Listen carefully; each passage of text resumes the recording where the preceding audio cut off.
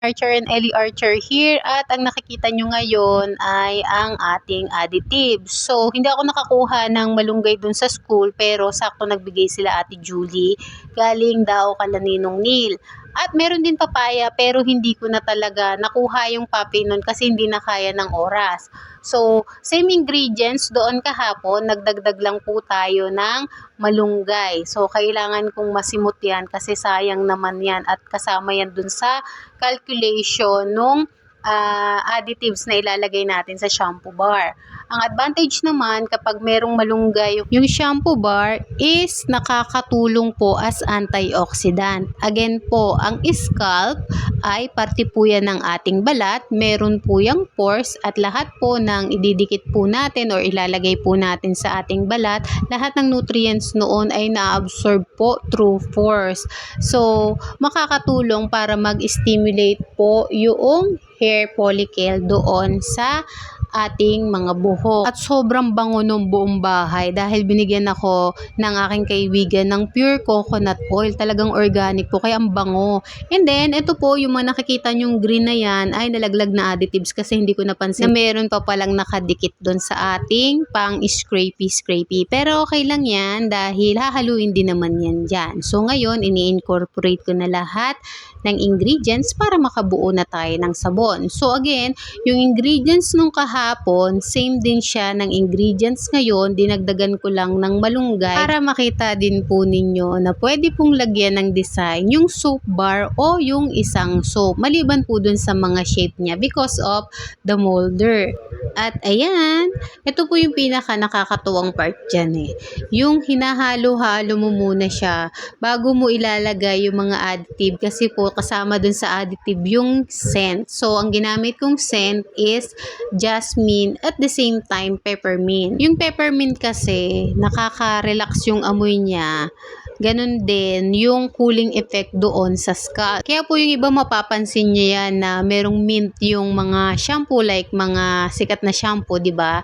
Kasi ang sarap naman talaga niya doon sa sa scalp kapag mentholated ng konti. So ayan, ginamitan ko na po ng blender para mas mabilis at yung ang pagkakahalo-halo is masigurado po natin. Ngayon naman po, habang nanonood kayo, mag-share po ako ng Word of God, no? Dito po sa Awit 139.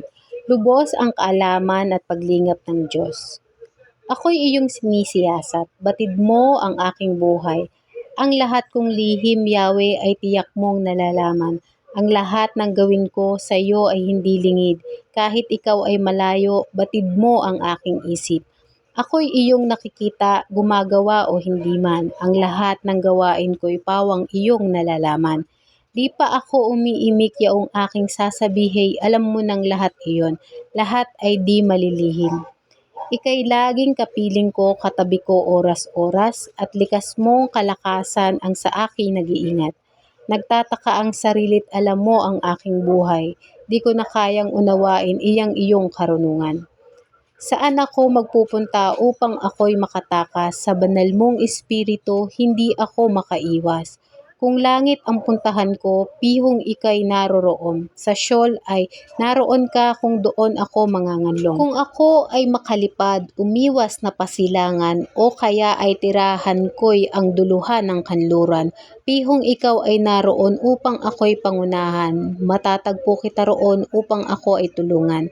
Kung ang aking pagtunguan ay ang dilim na pusikit, padiliming parang gabi ang liwanag sa paligid, maging itong kadiliman sa iyo ay hindi dilim, at sa iyo yaong gabi parang araw na maningning, madilim mat maliwanag sa iyo ay pareho din. Ang anumang aking sangkap, ikaw o Diyos ang lumikha. Sa tiyan ng aking inay, hinugis mo akong bata.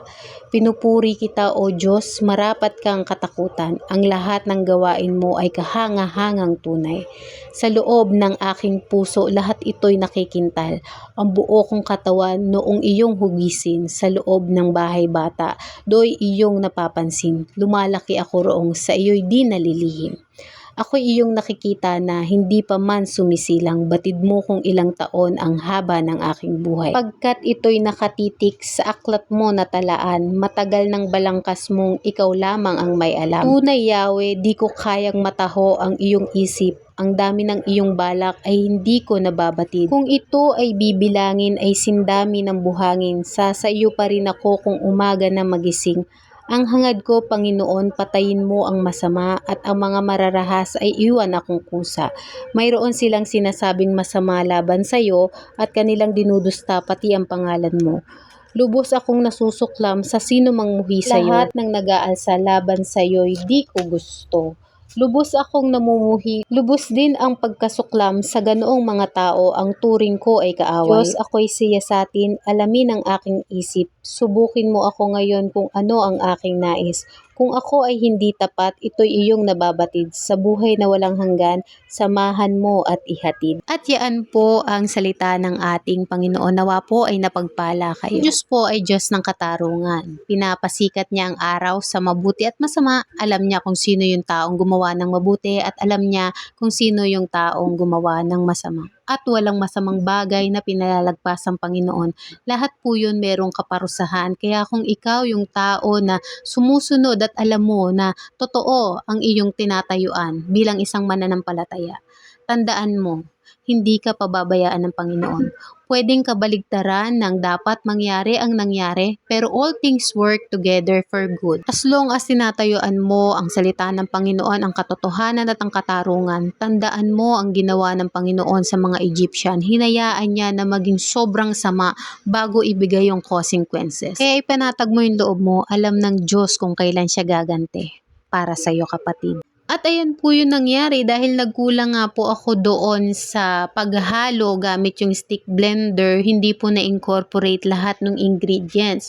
Pero nahabol ko naman po yan. Dahil as long as hindi po nag-give up yung gumagawa ng shampoo bar or ng sabon, mahahabol po yan para hindi po masayang yung ingredients. Makikita po ninyo dyan na parang may buo-buo na oatmeal, pero hindi po yan oatmeal, no? Yan pa rin po yung ating shampoo bar. Madali pa rin yan magawa ng paraan dahil nilagay ko po yan doon sa isang mas malalaking molder para madali pong mahati-hati. Still, kapag nagbigay tayo ng sabon, may kasama pong shampoo bar.